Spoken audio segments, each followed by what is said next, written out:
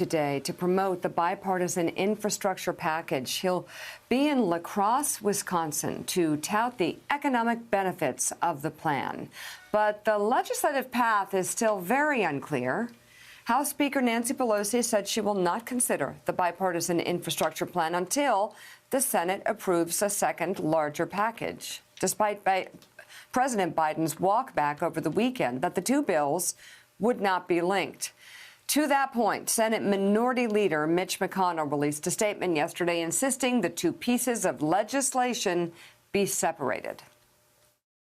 I appreciate the president saying that he's willing to deal with infrastructure separately, but he doesn't control the Congress, and the Speaker and the Majority Leader of the Senate will determine the order. And so what I did this morning is to call on the president to ask the Majority Leader and the Speaker to deal with these issues separately. You know, Willie, you know what America calls us, Washington's mediators, you know, democracy's mediators. And so let's take that part where Mitch McConnell said he appreciated what the president was doing, and which is kind of like the beginning of Wedding Crashers. Like, okay, so that's something we can agree on. Come on now, y'all. Like, think about back when you were in the Senate. I won't go through the whole Vince Vaughn soliloquy, but still. No, please don't. Again, this is something where we are getting to a deal, and hopefully they can figure out how to do this in two parts. Because I just want to reiterate, Joe Manchin, despite what some people have said, and maybe even what Joe may have said in the past, I think people misinterpreted. Joe doesn't support the second bill yet. There's still negotiations inside the Democratic Party when you're talking about these, I think Joe calls them social adjustments. Bernie's talking about a $6 trillion bill. Joe's not going to be anywhere close to that $6 trillion bill. But it is interesting. Joe Manchin voted against the Trump tax cuts because, as he said, he believes that it unfairly benefited the richest of Americans. So he wants those adjustments. He knows not a single Republican is going to support those adjustments. So those are going to be some of the pay-fors in the second bill. But that's going to be complicated. That's going to require Democrats to sit down and talk to each other.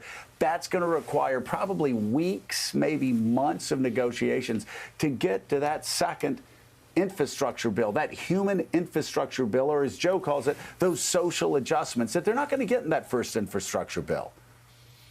But they can get that first infrastructure bill, but it's just not going to come to the House floor at the same time as the hard infrastructure bill. So it's just it's a simple question, Willie. Do the Democratic leaders in the House and the Senate want this bipartisan bill to pass or not? If they don't, they can keep insisting on linkage. But they're not going to be linked. Joe Manchin will tell you that. Kyrsten Sinema will tell you that.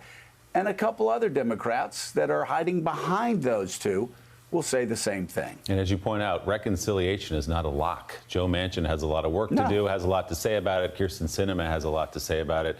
And kudos to you for somehow getting Wedding Crashers into the negotiation over an infrastructure bill. I don't know how you did it, but it was extraordinary. Let's bring into the conversation the Secretary of Transportation, Pete Buttigieg. Also with us, MSNBC contributor Mike Barnicle, and NBC News Capitol Hill correspondent, host of Way Too Early, Casey Hunt. Mr. Secretary, it's great to have you with us here in New York. It's good to be back. You're here looking at some of our aging infrastructure. You were in that rail tunnel between New York and New Jersey that was built in 1910, as you said yesterday. It was state-of-the-art 111 years ago. Exactly. What did you see yesterday, and how does it fit into the negotiation we've been talking about? I mean, what you see when you go into this tunnel, and they arranged a kind of technical car that allowed us to get a really good look at it, is a piece of infrastructure that the whole region depends on. An enormous amount of train traffic goes through these tunnels and over those bridges. And it's not just important to this region, it's important to the whole country.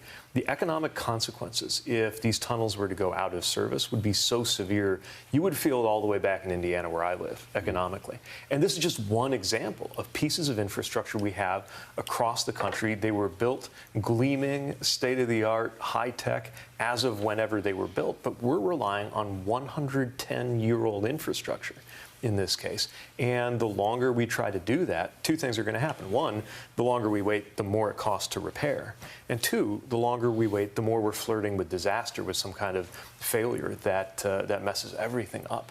And this is repeated in ways large and small, big cities, small communities, everywhere in the country, which is why this bipartisan infrastructure deal is so needed. It's a good deal.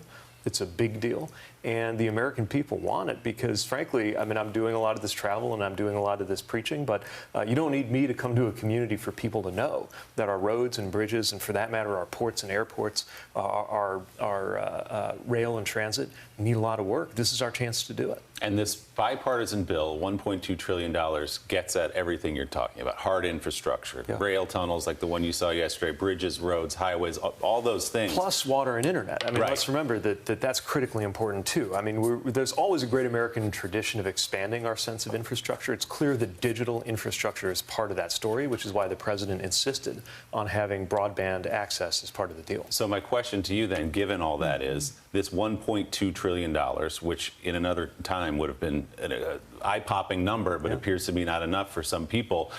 Is that enough for you as the Secretary of Transportation? Would you like to see this bill passed right away? Oh, yeah. I mean, you look at the numbers, you look at the potential here. We're talking about the biggest investment in passenger rail since Amtrak was created. We're talking about the biggest investment in public transit in this country ever. In so many ways, we're doing more than has ever been possible, or more than has been possible in generations. So it's incredibly exciting. And I'll tell you, it's actually going to be a big challenge to implement this. That's going to fall to our department to make sure those dollars are delivered well. But by any measure, this is an extraordinary deal. So and, would it be frustrating to you, Mr. Secretary, to see that bipartisan bill slip away because it was linked to the other bill? Well, let me just say we absolutely want to get this through. We want to get both through because we view them as, in people's lives, these things are linked, right? You don't think about your costs of transportation one month and then the next month you think about the cost of childcare. People are living these things all at the same time. And Congress is dealing with these things all at the same time. But look, we recognize that there are some areas where we can get a lot of Republicans with us, like roads and bridges, and some areas we can't. We're not going to stop being Democrats, right? I mean, we believe that corporations aren't paying their fair share, that these tax breaks for the rich went too far. They believe the opposite. We believe that we need to act with policy to make child care more affordable. They believe the opposite. So be it. Obviously, there's going to be a different breakdown. But you would agree those are issues issues that fall outside the purview of the Secretary of Transportation. From where you're concerned, this bipartisan bill needs to pass. Absolutely. It's critically important, and that's why these negotiations have been so encouraging. I mean, look, there were a lot of twists and turns along the way, and there will be, right? Look, the legislative text still has to come, the votes have to come. There's a lot that has to happen between here and there, but just the fact, I mean, when was the last time you saw Republicans and Democrats on an issue this big walk out of the West Wing and say, we're on the same page? Joe has a question for you. Joe? Well, a couple. I mean, so is it the position of you, is it the position of the administration that these bills should not be linked? Look, we recognize that Congress is going to handle it according to whatever process and sequence makes sense to them. I mean, that's one area where the minority leader is right. The president doesn't dictate congressional processes. Congress does. But what you're going to see is this administration, in a full-throated way, continuing to go to bat for both of these sets of things. The transportation infrastructure that I work on and the related things that are in the bipartisan package, and then the other areas, which, by the way, we would love to see Republicans, at least some Republicans, support that too, because around the country, you don't have to be a Democrat to believe that corporations aren't paying their fair share, or to believe that we ought to do more on child care or health care. But we get that there's a different level of support there, and we're going to pursue both. So what's the administration's current position? Because it's changed, or it seemed to have changed from what Joe Biden said on Saturday, what Cedric Richmond said on Sunday. It was more ambiguous. Do you support the president's statement on Saturday, and is it still the administration's policy that these bills should not be linked? The bipartisan bill should be voted on as a standalone bill? Yeah, I mean, what we're saying is that both of these are good. The president expects and hopes to sign both. I know they're both good. Yeah, I know they're both good. But again, the question in Washington, D.C., and the question that has to be answered for Republicans to decide whether they're going to be part of this Democratic bill or not, or this bipartisan bill, is whether there's linkage. Is there going to be linkage? I'm not sure it's been clearly defined, other than people who are interested in the process, what that even means, right? I mean, is it going to be linked in the sense of this being one single piece of legislation that moves all at once? No, I don't think it is. Is it going to be linked in terms of different members of Congress care about getting them both done? Of course. Are they linked for us? I mean, they're linked in people's lives. But look, they're going to be different packages. They're going to have a different story. That's why we've been talking about it for quite a while as two tracks. Right. I guess not to kill a transportation metaphor, but two tracks are linked in some way, but they're different. I'm not exactly sure what it means, but it was used perfectly by the Secretary of Transportation. And you answered my question. Nancy Pelosi said they both had to come to the House floor at the same time. You said you don't think that's possible. It's not possible. Thank you for confirming that. Look, let's be clear. I'm not going to argue with the Speaker, but we get that they're going to move things the way they see fit. We want both of them to get to the President's desk for signature. And you are right. The minority leader is right. It's not determined by the president ultimately. It's determined by the legislature. Let me ask you, while you're in New York City, and I'm sure Willie's going to want to chime in. I don't live there, but I've worked there for 15 years. I've always thought it was a disgrace that the gateway to America was an airport like JFK, where you got in and then it took you an hour and a half to get into the city. I know, I can tell you, Mika and I, there have been many times we've had to make a choice between going to Washington or going to New York to do a show. And we will choose Washington because we know we can land and we can be in the city doing business in less than an hour and a half. Why is it so hard? Why is New York's infrastructure so horrific? Why are the airports so horrific? Why is the gateway to America? And this is where it really does. It doesn't affect me. I'm not a New Yorker, but it affects me as an American that the gateway to America is JFK for the most part. And the infrastructure to get from JFK to the city is just absolutely dismal. Right. So if you book me for about 3 hours, I can walk you through some really convoluted. It's actually important if nerdy. We have 3 hours. We've got time. All right, great. So here we go. The way that our funding works, it breaks up transit from aviation funding in a way that's different from pretty much any other country, where you usually have a seamless experience, right? You get off the plane, you get into some kind of train or public transportation, you're downtown relatively quickly. That doesn't happen in most big cities in the U.S., and it largely has to do with some things that I think we could eventually address as a matter of policy. But it also has to do with the fact that we as a country have not been prepared to invest in what it takes to have world-class infrastructure. And you're right, as an American, it's embarrassing sometimes to see the standard that citizens of other countries around the world get to take for granted. And that American citizens can't expect, especially when it comes to linkages involving public transit, rail. This is a chance to do something about that. I mean, when we're talking about the historic levels of dollars going into transit and rail, and then we've got to be smarter about connecting those up to our airports and improving the airports ourselves. One of the least controversial parts of this bill was putting $25 billion into that kind of infrastructure. We've got to level up in this country.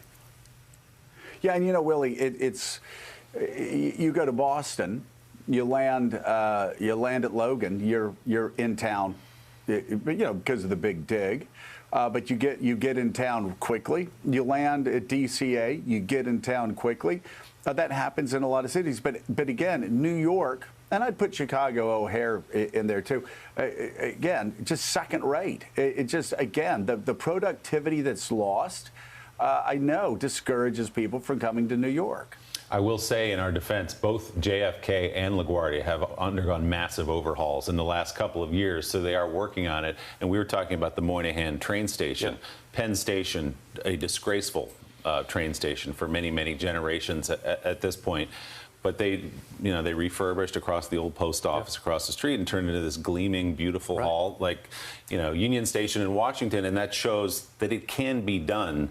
How do you get that done and not get it done in other places. Exactly. I mean, the Moynihan Train Hall is, as you said, it's a great example that reminds us that, of course, we can do this. It's not like America somehow lost the capacity or lost the cultural ability to have great infrastructure. But the problem is we just disinvested for so long, it's caught up to us. And that's true in big cities, but also a lot of small communities where there's one bridge. And if that bridge goes out, there is huge disruption to that community. Different versions of the same story I'm finding everywhere I go. But what they all have in common is that when we do level up, we have something we can be proud of. And so much of that, a lot of it's policy, it's project design, it's all the stuff that all the people in my department work on every day.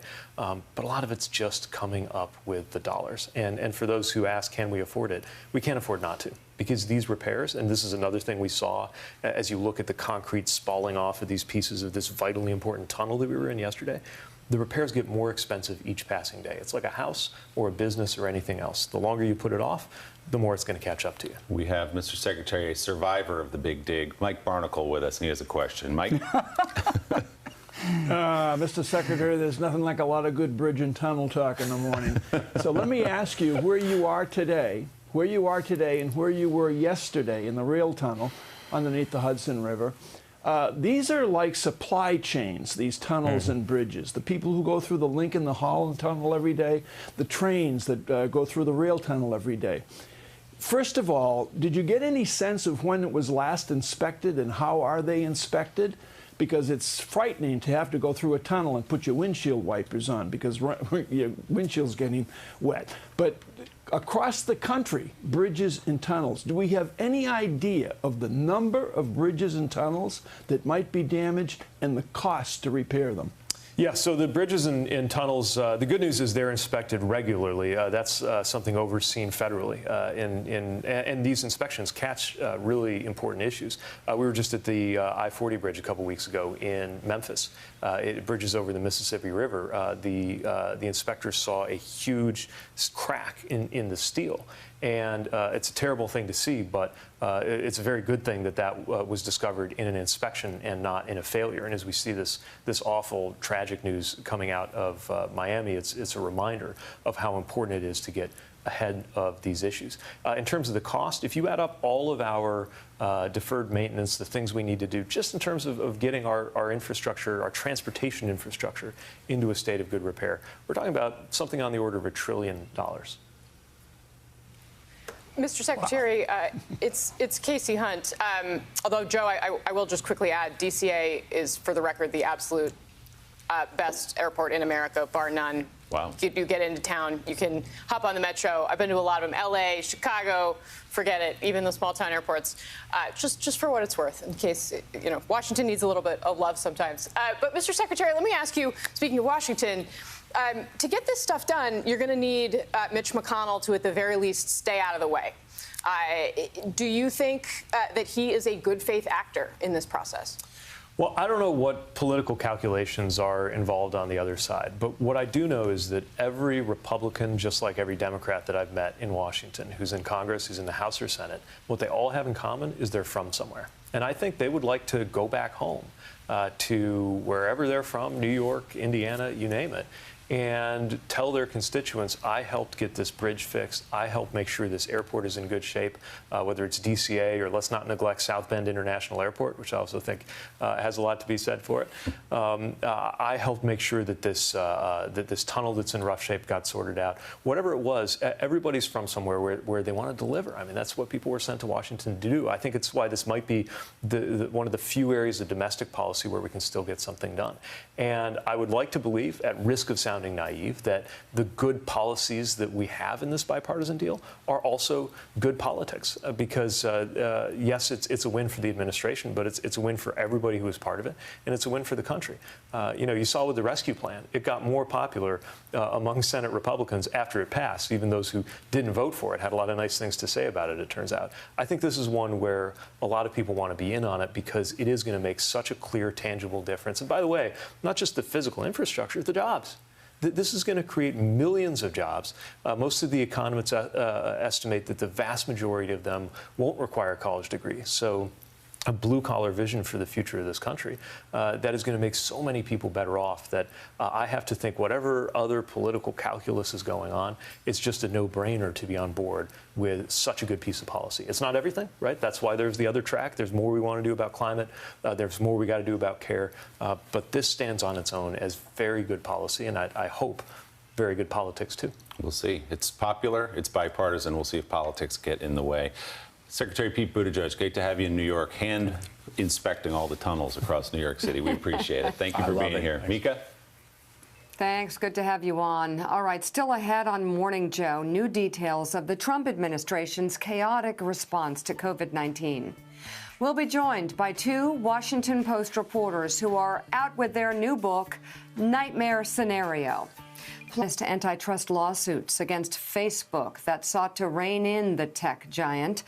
The judge said the Federal Trade Commission failed to provide evidence for its claim that Facebook holds a monopoly in the U.S., a personal social networking market. The judge ruled that the lawsuits were, quote, legally insufficient. The dismissal is a major setback to the agency's complaint, which could have resulted in Facebook divesting Instagram and WhatsApp. And e-cigarette. The company for e-cigarette, Juul, is set to pay North Carolina $40 million to settle a case claiming that the company's marketing practices targeted young people, fueling a public health crisis. NBC's Stephanie Gosk has the details. E-cigarette giant Juul didn't just hook North Carolina kids on their products, it was part of their business strategy, according to a North Carolina lawsuit filed in 2019. NBC News spoke with Luca Keinert that year. I noticed, I was like, this is getting out of control. 15 years old at the time, Luca had to go to rehab to get over his addiction to e-cigarettes. He went from being a straight A student to an F student. Juul and the state announced a $40 million settlement. Juul, which had already stopped selling its fruity and sweet flavors in the U.S., is now agreeing to several new changes, including not using models under the age of 35 in its advertising. The company denies any wrongdoing, adding in a statement, "This settlement is consistent with our ongoing effort to reset our company as we continue to combat underage usage." Juul argues their product is an important option for adults transitioning away from traditional cigarettes. But while a survey in 2020 found that underage use is down, roughly 20% of high schoolers still say they use e-cigarettes, and nearly a quarter of them say it's a daily habit. Access in North Carolina will be tougher now, and with 12 states and the District of Columbia filing similar lawsuits against Juul, more changes could be coming. Our thanks to NBC's Stephanie Gosk for that report. We didn't see that coming, the way they were marketing those products. Coming up, an insider account of the Trump administration's failed response to the pandemic, including new details of Donald Trump's own bout with the virus. Wimbledon was canceled last year due to the pandemic, the first time since World War II. And a new study finds that vaccines from Pfizer and Moderna may protect against the coronavirus for years. According to a report published in the journal Nature, scientists found these vaccines set off a persistent immune response, giving a sign of long-lasting protection, at least against the existing COVID variants.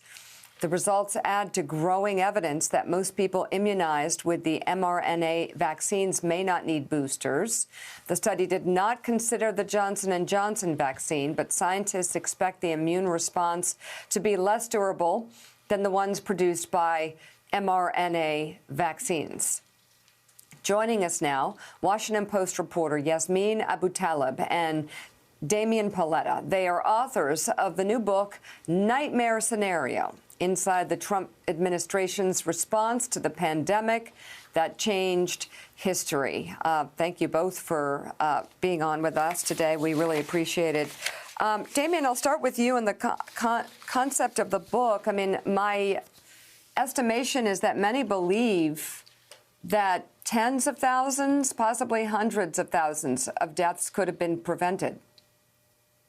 Absolutely. I mean, I think obviously this virus snuck up on the whole world, and there's no doubt there would have been deaths in the United States. But what we found where there was so many missteps. For example, back in February when they were so obsessed with the cruise ships and the president had this idea to put people who were sick, elderly Americans on Guantanamo Bay because he didn't want the numbers to go up in the United States. When he was focusing on those people, there were thousands of people flying into the United States every day from other countries with the virus. They were always steps behind. And so, when they were trying to play down the numbers, there was this huge surge of cases in the United States, and certainly hundreds of thousands of people died that didn't have to if different policies would have been enacted.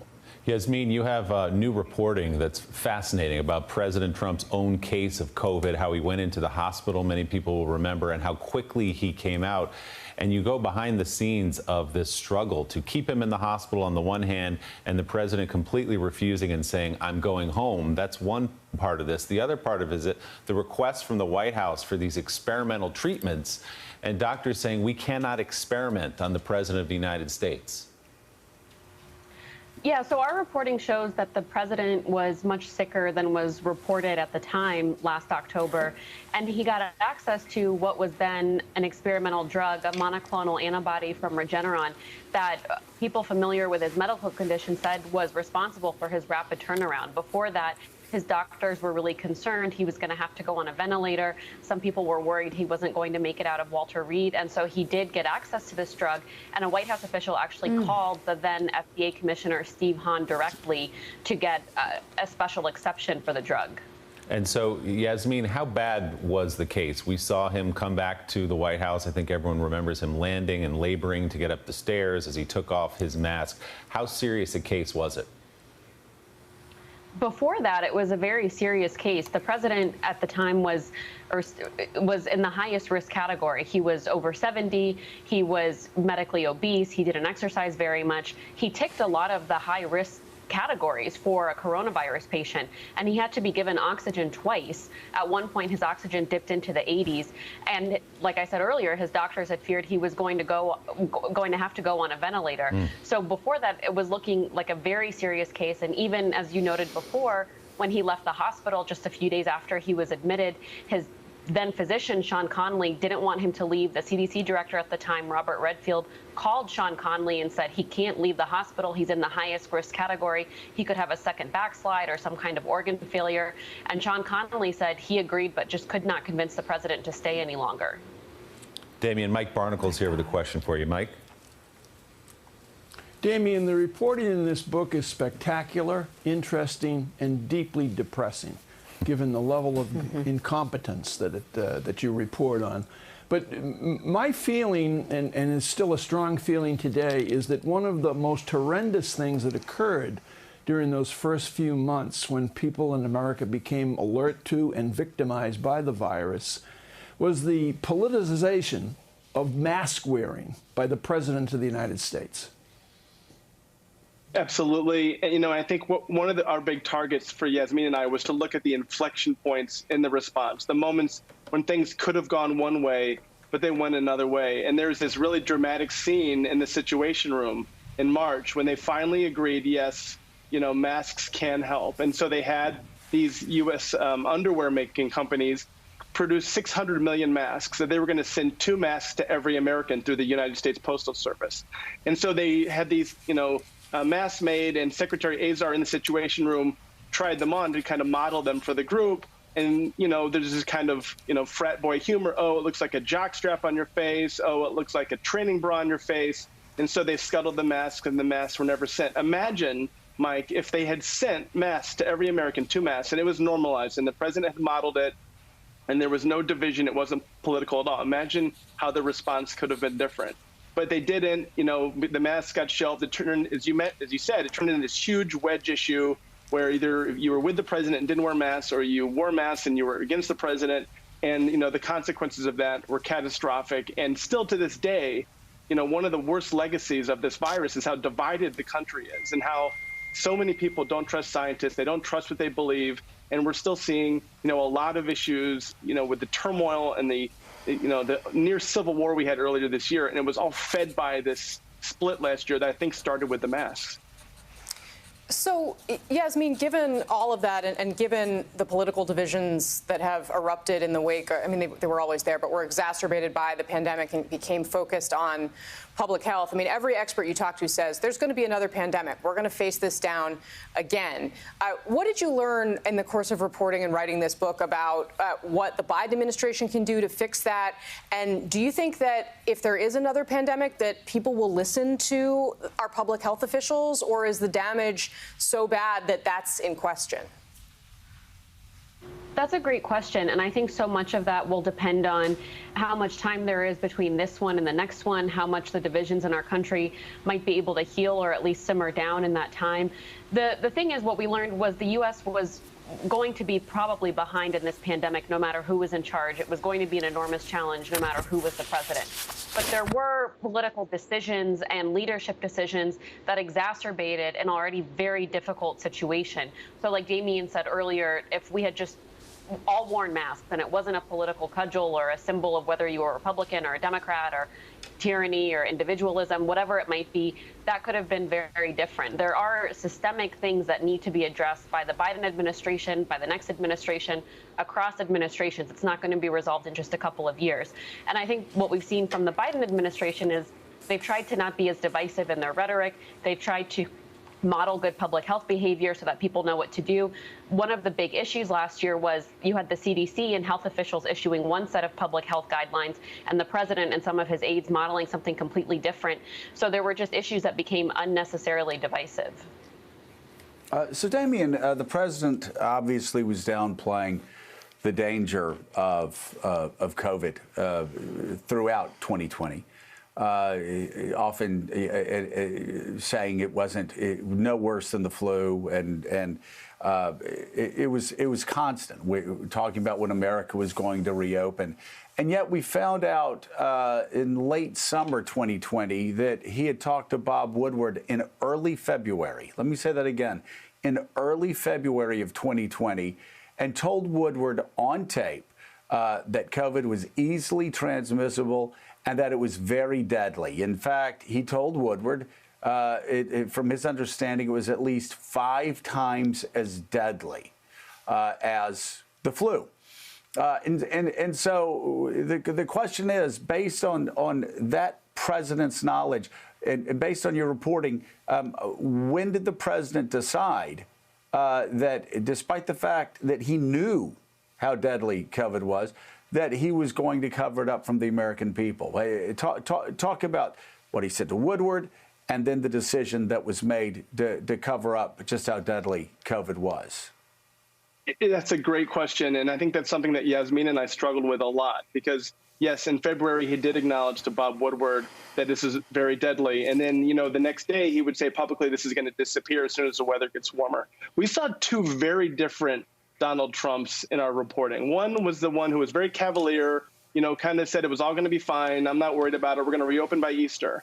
And then there was another one, the germaphobe Donald Trump, who was incredibly scared of this virus. When he was told by aides in the Oval Office that Boris Johnson had coronavirus and was being taken to the hospital, he thought Boris Johnson was going to die. He said, I have friends who have been put on ventilators and they don't come out. When his friend Stanley Chera in late March, 2020, was put into a coma and was in the hospital, and he saw the people in gurneys in Elmhurst, New York, at the hospital, he was more